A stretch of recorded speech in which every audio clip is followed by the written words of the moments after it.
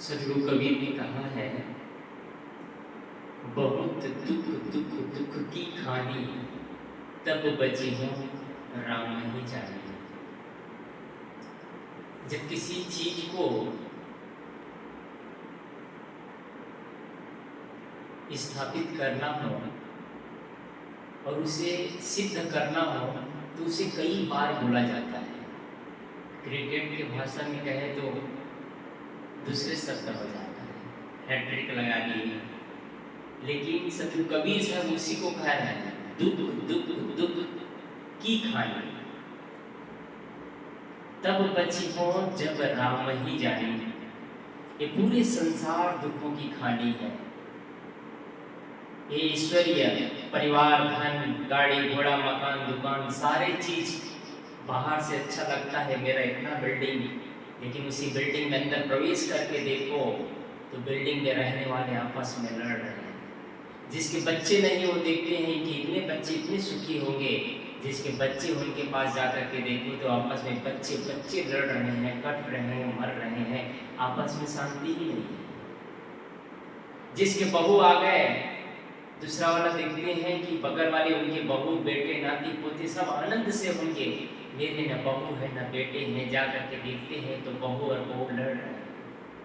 सदगुरु कबीर साहब कहते हैं, जहाँ दुख देखते हो सुख देखते हो वो दुखों की खानी है, बहुत दुख दुख की खानी। ये जो मकान दुकान सब चीज अच्छा लग रहा है, जितना ऐश्वर्य के साधन है, यदि जीने की कला नहीं आई तो सारे ऐश्वर्य के साधन भी दुख का कारण बन जाता है। हर रोज इसी कमरे में सोने वाला आदमी बिजली चली गई दुख का कारण बन गया, क्योंकि जीने की कला नहीं है। हर रोज बहुत मेवा मिष्ठान अन्न भंडार से भोजन करते थे, 56 प्रकार के भोग लगाते थे, कोई दिन कोई चीज कम पड़ गया, समस्याएं बढ़ गई, समस्याएं बढ़ गई, दुख बढ़कर चला गया। सदगुरु कबीर साहब इसलिए कहते हैं, यदि जीने की कला नहीं आई तो दुख की खानी है, और जीने की कला आ गई तो ये जीवन, इस जीवन से बेहतरीन जीवन हो ही नहीं सकता। सोच लीजिए, जो आज से कुछ वर्ष पहले जिनके पास न सुविधा न साधन न कुछ भी नहीं, पर कैसे जीवन जीते थे। आज हमारे पास सब कुछ होते फिर भी न जीवन दरिद्र होकर के जीते हैं, शिकायत भरी जिंदगी जीते हैं। सदगुरु कबीर साहब इसका उपाय बताते हैं, तब बची हो जब राम ही जाने, राम को जानो। सदगुरु कबीर के बीजक में करीब करीब 250 बार श्री राम राम शब्द को यूज हुआ है, लेकिन 200 बार में राम शब्द अंतरात्मा के लिए 250 बार। एक दो जगह दशरथी राम, दशरथ पुत्र श्री राम की चर्चा है, लेकिन पूरे पूरे बीजक में अंतरात्मा राम के लिए है। और वही राम को जो समझ जाता है उनका दुख दर्द खत्म हो जाता है।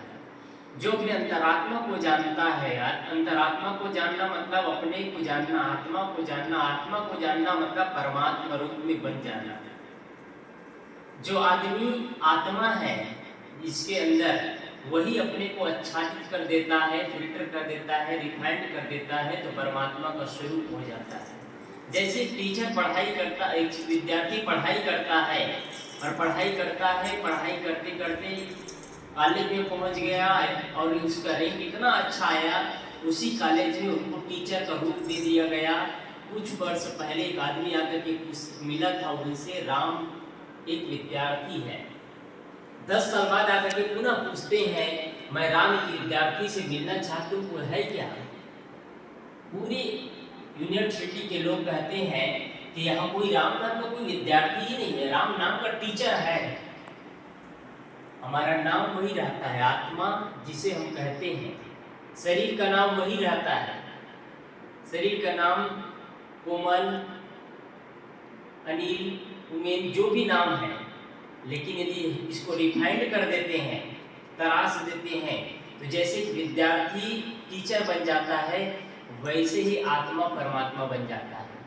इसके लिए कपड़े बदलने की जरूरत नहीं, घर बदलने की जरूरत नहीं, मन को बदलने की जरूरत है। मन कैसा है?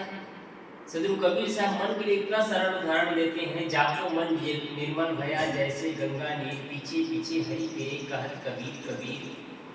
मन को जिन्होंने समझ लिया, मन को जिन्होंने निर्मल बना लिया, वो किसी आत्मा और परमात्मा के पीछे, हरि के पीछे नहीं भटकता, हरि उनके पीछे पीछे दौड़ता है। हमने मन को नहीं खोया। सब कुछ होता है आदमी के पास, खाने पीने रहने बसने, मकान दुकान, घर में बीवी बच्चा परिवार, गाड़ी घोड़ा धन दौलत, सब कुछ होते हुए भी आदमी के पास यदि शांति नहीं है, मन शांति से नहीं, मन में शांति नहीं है, मन में बेचैनी है, तो हमसे दरिद्र आदमी इस दुनिया में कोई नहीं हो सकता। इसलिए दुनिया का सारा झंझट हटा करके कभी कभी अपने को अकेले में बैठ करके आत्मचिंतन करना चाहिए, अकेले में बैठ करके ध्यान करना चाहिए, अकेले में बैठ करके सोचना चाहिए, चेहरे की मुस्कान बनी रहे, सब कुछ खत्म हो जाए लेकिन चेहरे की मुस्कान बने रहे।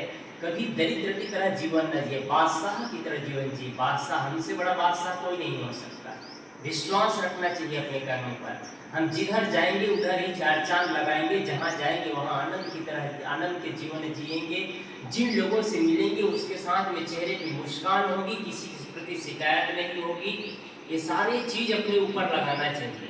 हमसे अच्छा आदमी कितने सौभाग्यशाली है, हमारे परिवार वाले कितने अच्छे हैं, पड़ोसी अच्छे हैं, जिनसे हम मिलते जुलते हैं, सारे लोग अच्छे हैं। इसलिए हम सबको सुंदर जीवन का निर्माण करना चाहिए।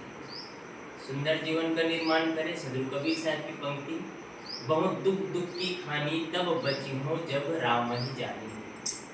अंतरात्मा राम को जाने और दुखों से बचे। ये सारा संसार दुख की खानी है। पैसा से, धन से, ऐश्वर्य से सुख मिलता है, शरीर को सुविधाएं मिलती है, लेकिन मन में शांति नहीं मिलने वाली इन चीज़ों से। कोई आदमी 1 करोड़ रुपया लेकर के चला जाए और कहे किसी दुकान, बड़े से बड़े दुकान में, दिल्ली जैसे शहर में, मुझे 1 तोला सुख दे दो, तो कहेंगे कहीं आदमी पागल तो नहीं हो गया है, पैसा से सुख खरीदना चाहता है। और शायद इस दुनिया में 90% लोग वही पागल है जो पैसा से सुख चाहते हैं। पैसा से सुविधाएं मिलती है लेकिन सुख नहीं मिलता। सुख तो मिलता है अंतरात्मा में शांति, मन को आच्छादित करने से, मन को निर्मल साफ करने से, स्वच्छ मन हो जाने से सुख मिलता है। इस चीज को समझे और जो बन सके, आप लोग अच्छे हैं बढ़िया से, जो कि आप लोगों को संत गुरुजन